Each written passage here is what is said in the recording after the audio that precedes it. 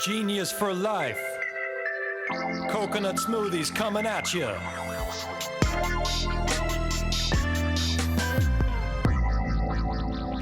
Hello. Welcome to episode 146 of 15 Minutes of Genius.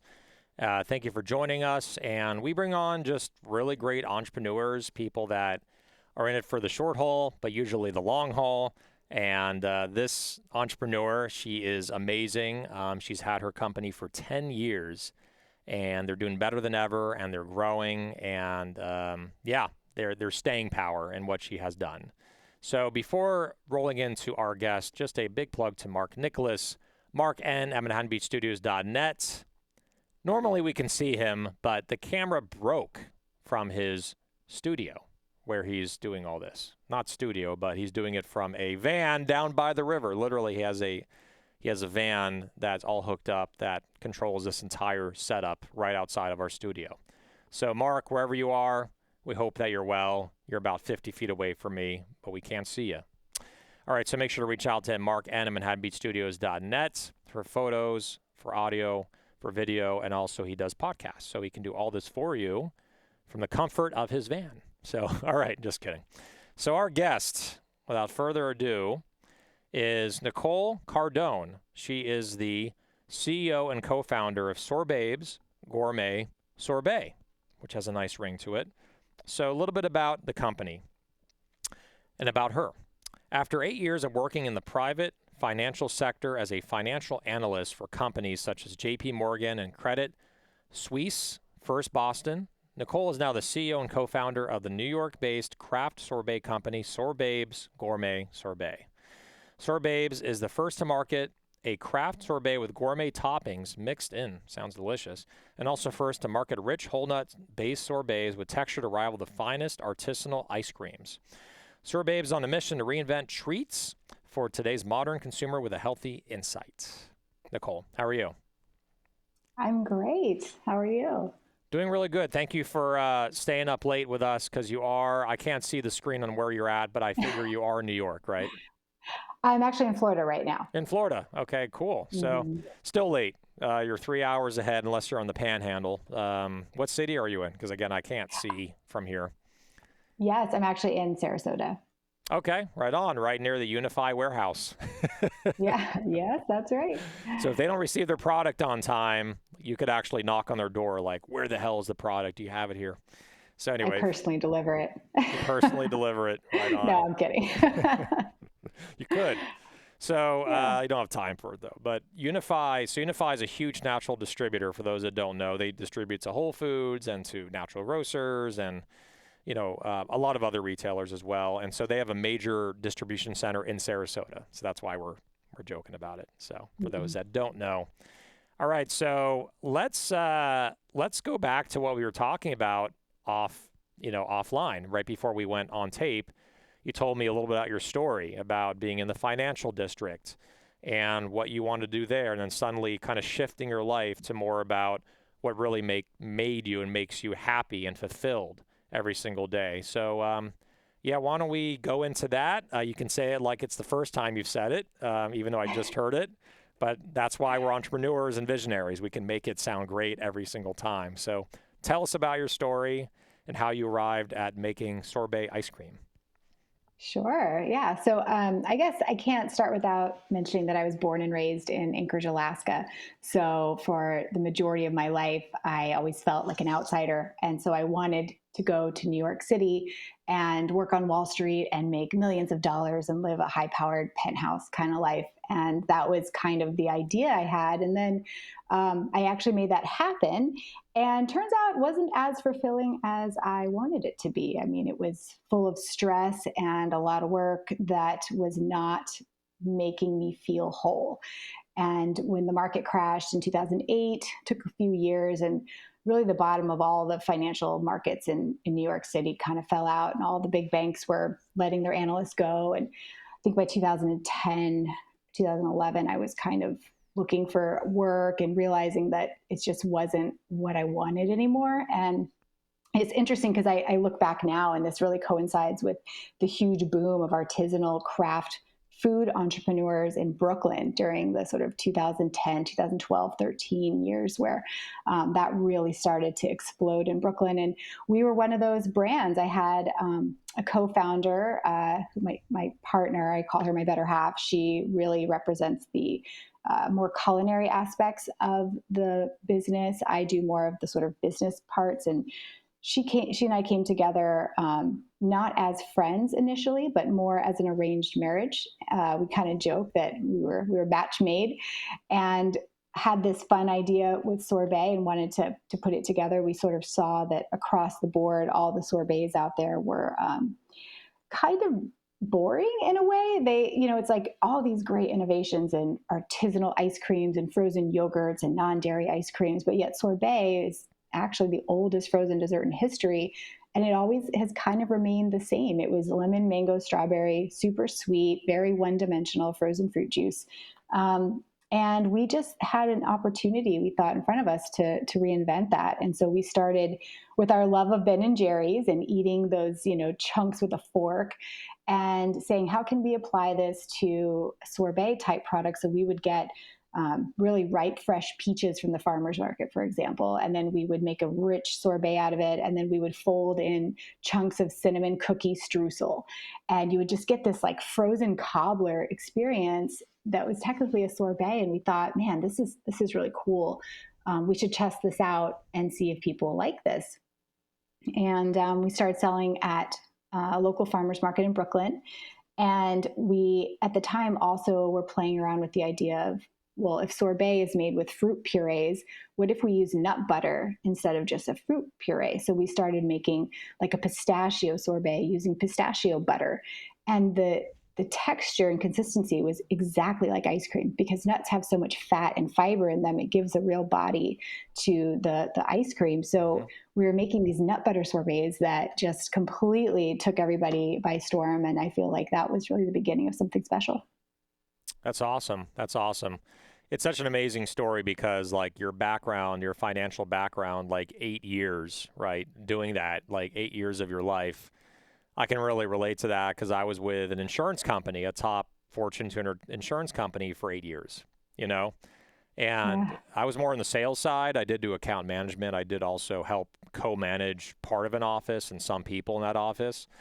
But it just gets old, after a while. It's just the same thing.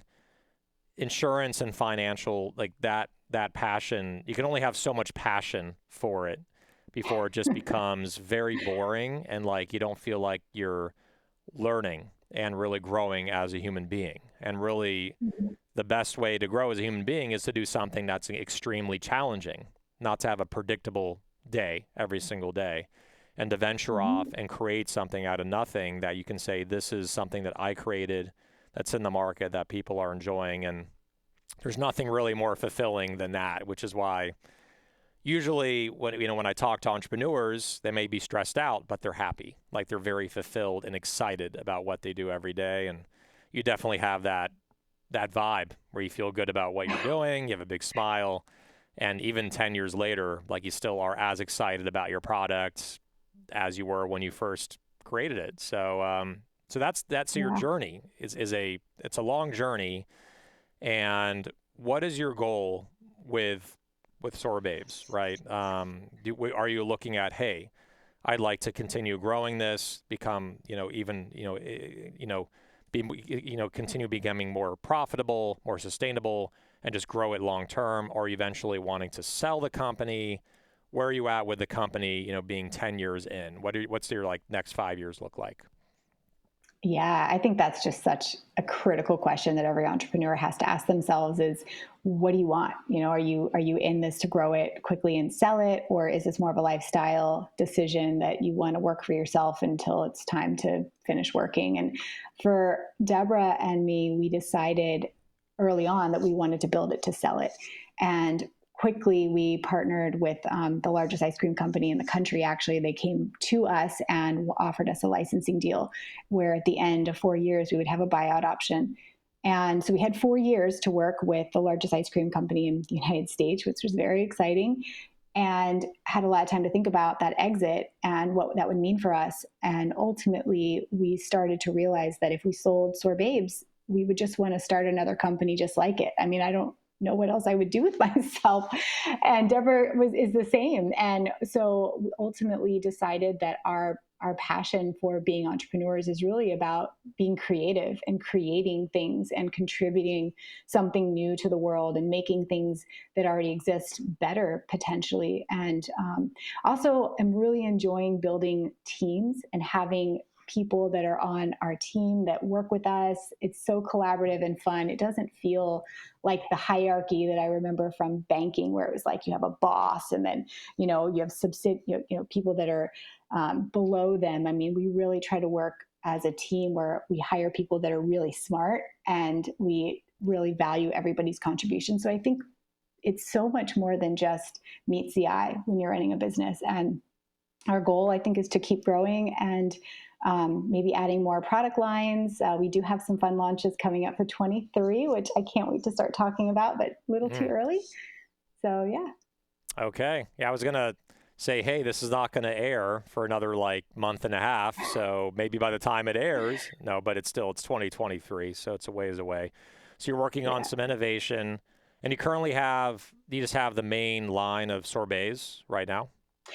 So we have a very interesting story with our lines. At the end of 2020, we had 12 SKUs. We had 7 pints and 5 bars. We just launched these novelty bars.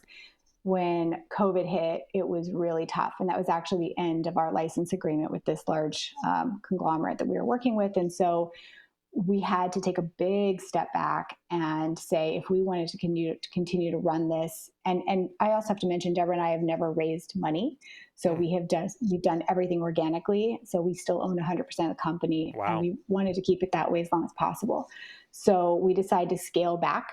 And we let go of the pints because we found that the bars, when we launched them, were selling better than the pints.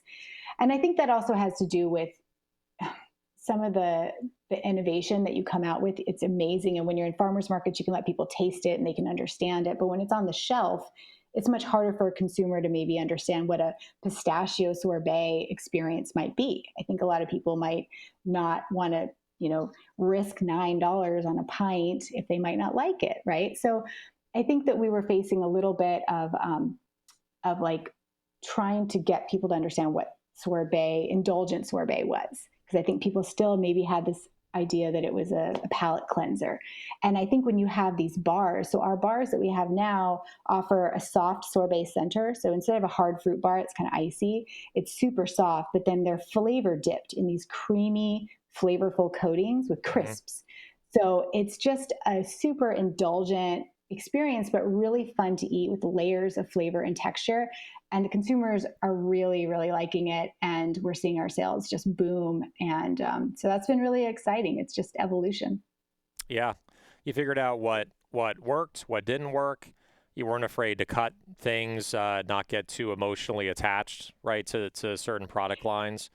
I really commend you, Nicole. Yeah, it's really, I mean, I could see it on your face. It's really hard to let go of certain things that are just not working and then focusing on what is working, because you're like, I remember creating that. I remember our first account and bringing it in, and there's definitely this emotional connection. So, but the greatest, I think, co-founders and the greatest team are the ones that know how to let go of things that are not working and do it efficiently and quickly for the sake of actually saving the company and making sure that the company is sustainable and profitable. So these are all hard decisions, but someone's got to make hard decisions. Like I make that at Genius Juice if we have to let someone go, or if we have to cut a SKU or have a new SKU or cut a retailer that just we felt is not the right partner for us, right? At the end of the day, a lot of entrepreneurs, not to go off on all these tangents, but entrepreneurs, they put everyone else first except their business. Like, oh yeah, I'll give you a free fill. Oh yeah, I'm going to raise all this capital and I'm going to dilute myself down to nothing. And for the sake of growth, and they try to grow too fast and too aggressively. And before you know it, you're out of capital, you're in the wrong accounts, you don't have the right products, and then you fail. So it's all about being extremely, extremely patient and strategic and surgical about it to do it the right way. And it takes time. It takes so much time to do it right, to make those decisions. And you don't want to you don't want to have mistakes. People make mistakes, but you want to limit your mistakes so that the company can continue thriving and growing. So I really like your approach on it takes more time, but you're doing it right. And how many people have not raised money in this industry? I mean, it's really rare for a brand to own 100%. So yeah. Yeah, we're really proud of that. And to your point, it does take time. I mean, we're 10 years in now and we've really just hit our stride. I mean, our velocities are through the roof, and it's just amazing to see that because we've been through periods where struggling, and you're mentioning being in the wrong retailers. When we went to work with this huge company, they were much more of a conventional retailer, and our product was more in the natural space, or they were working with more conventional retailers, and we were spread out all over the country. And it was challenging because the way there's different demographics for each of these retailers. And so while it may seem great to get into these huge guys, they might not be the right fit, or you just might not have grown to that level yet where it makes sense. And so we had an opportunity to sort of reset when we left that partnership, which I feel like saved us, really. Yeah. I mean, you took the harder route, however, the right route, right? You could have just sold it or done something and then do something else, but you knew that there was a huge value in what you built and created, right? And you didn't want to sell yourself short. And you knew that there was a much brighter future for Sorbabes, and you went with your gut. And you're right. Like, your sales are through the roof, better than ever, and you control the entire destiny of this brand now without having this licensing deal, which worked at that time. It had its place in time, but now you're in a different phase of growth with the company. So I'm really impressed with what you've done and how you've done it. And entrepreneurs are usually very impatient. Like, they're so impatient. And like, I think we are the opposite of that. Like, I'm 8 years in, I'm almost 9 years in, because we created it December 2013. The first ideation came in December 2013. So we're almost 9 years in at this taping. This is summer 2022. You're 10 years in. So good things take time. Look at Oatly. They've been around 20 years, right? For the first 15 years, everyone's like, what the hell is oat milk? Why would I want oat milk? And finally, they had the catalyst, and it hit. And now they're a public company, and they're valued at, I think, hundreds of millions of dollars. So good things take time, right? As you said. It's true. I look at all the brands that I admire, and, they're all at least 10 years old.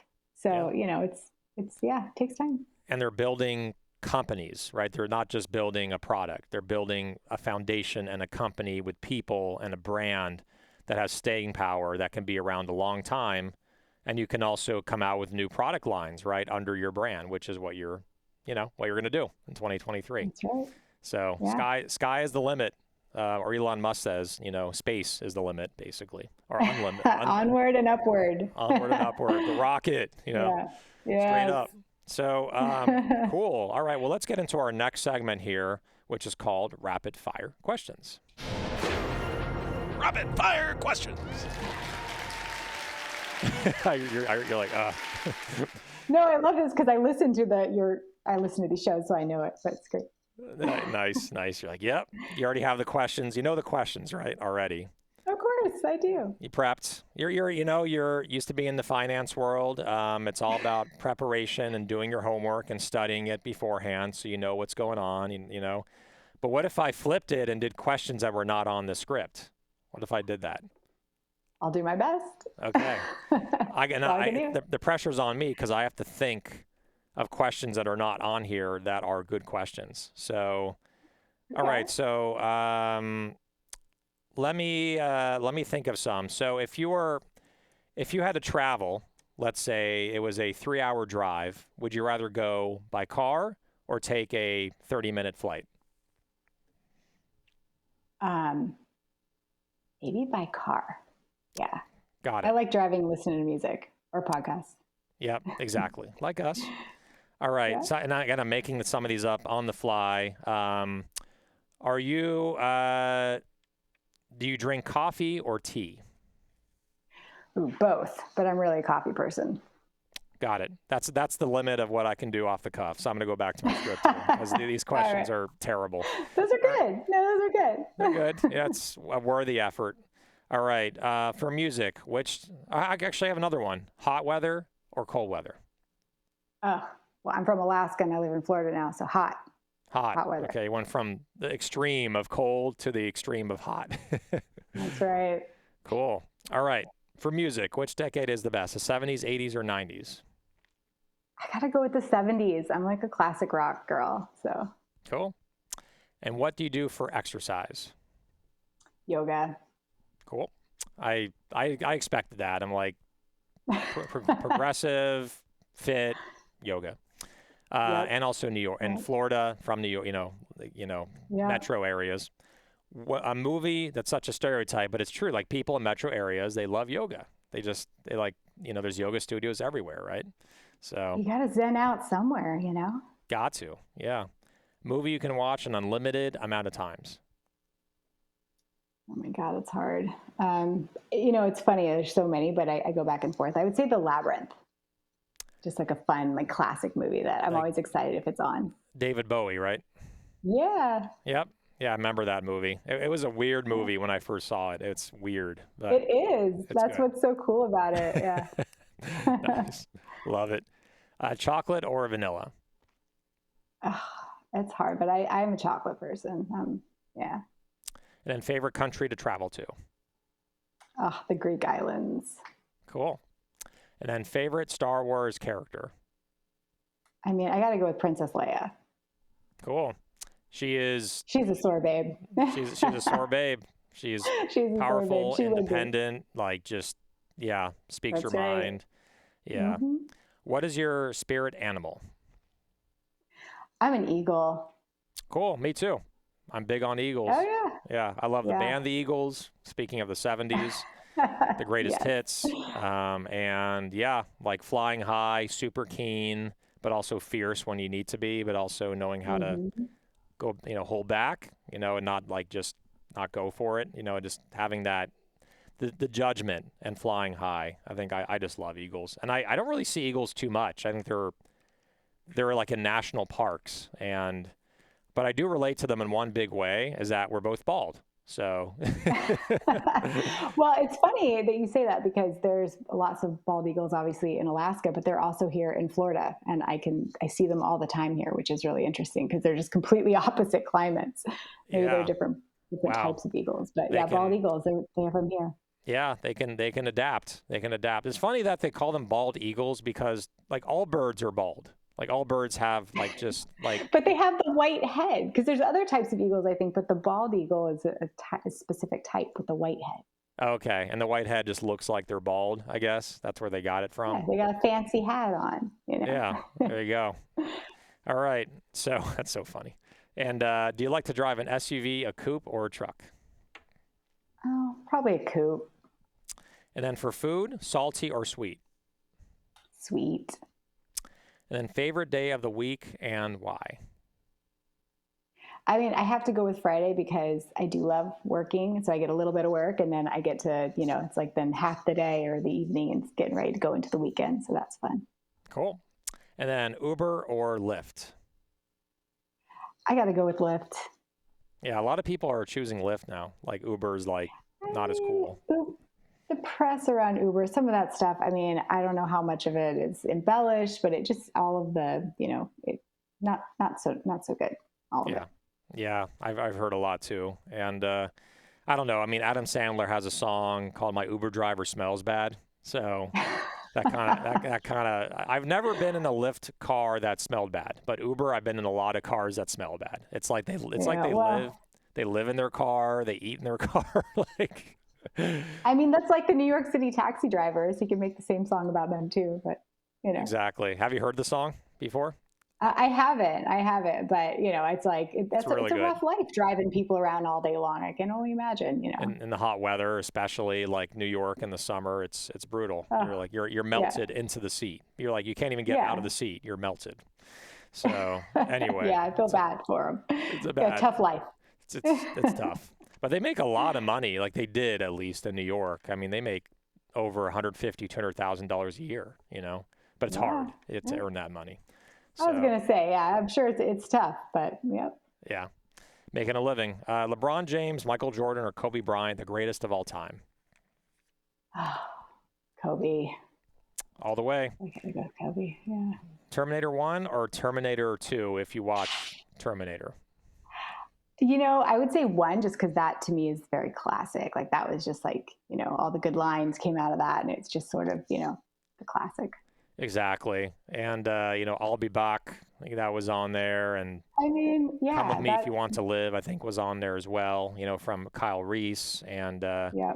And I think you like the film noir style, right? Like kind of the older style. And the part that I like the most about that movie is when they had to use a mannequin when he was taking his eye out in the hotel. And it was obviously a mannequin, but like for whatever reason, like it kind of reminded me of like the 80s, like Gremlins and animatronics and Yoda, like that old school way of filming. And I love how they did that versus just doing special effects, right, on CGI. It was pretty cool. Yeah. Yeah. Yeah. And it's an LA movie, and I'm from LA. So, I'm like, yeah, you're an LA guy. Born and raised. Last question. Favorite food or drink if you're stuck on a deserted island, you cannot say Genius Juice and you cannot say Sorbabes? I mean, I have to go with like coconut water. I feel like if I'm on an island, I'm going to be really thirsty and I want some like coconut water. So. And it's probably already growing there, like Castaway style. Yeah. You just got to find a way to open it, Right. If there's a will, there's a way. Exactly. All right. So that is rapid fire questions with Nicole Cardone. So, CEO, co-founder of Sorbabes Premium Sorbet frozen yogurt. It's not considered an ice cream, right? You can call it ice cream. I call it ice cream, because I call it ice cream. It's creamy like ice cream, right? Like you said. So, yeah. I mean, it's all the same. Ultimately, it's just whether it has dairy in it or not. But yeah.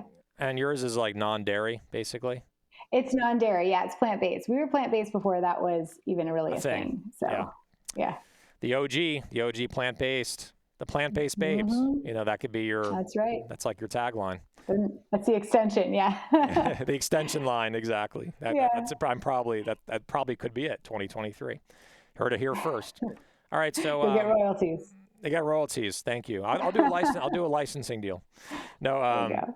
So yeah, thank you for joining us, Nicole. Like just hearing your story. I think one of the most inspiring stories I've heard just about the grit of being an entrepreneur and like getting through it and like coming out the other side and like not raising any money. She owns 100% of the company with her partner. I mean, how freaking rare is that? So I think you're one of the first guests. I think there's maybe even one other one that's owned 100%, but that's because they were new, like you've been around years and they have not had to raise money. So hats off to what you've done. Congratulations. And can't wait to see what's to come, with your new product line and congrats on all the growth. Awesome. Well, thanks, Alex. It's been great talking with you. I'm just so excited to have an opportunity to be on the show. And I'm a big fan and wish you all the best as well. Absolutely. All right. Well, take good care. Wonderful night. All right, so that is episode 146 of 15 Minutes of Genius with Nicole Cardone of Sorbabes. Make sure to Google, look it up, and go to her LinkedIn. She has 91 connections, I'm sorry to say, on LinkedIn. She's probably laughing right now, but 91 connections. We got to get more connections for her on LinkedIn, so give her some LinkedIn love. All right, so again, 146 is in the bag. Big plug to Mark Nicholas, mark@ManhattanBeachStudios.net. There's everything right below. Make sure to reach out to him. Seriously, reach out. Like, I'm saying that because this guy is so damn good at what he does. He's so good at product photography. He's so good at doing podcasts. He's so good at video stuff. Like, you need to reach out to him. He has a team of people, all based in Southern California, but he's in a van. He can go anywhere in LA, anywhere. He can travel across to you and film everything you need to tell your story of your brand. So make sure to reach out to him. All right, so that is it. And one last thing. Stay genius, my friends. Genius for life. Coconut smoothies coming at you.